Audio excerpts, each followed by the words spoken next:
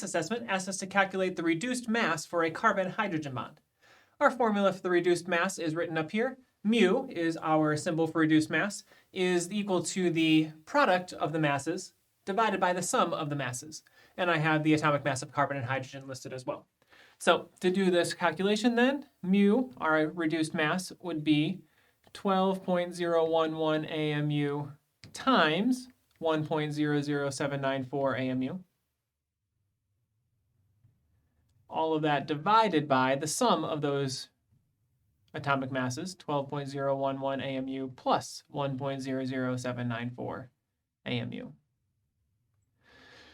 Going through this calculation then, our numerator will be 12.106 AMU squared.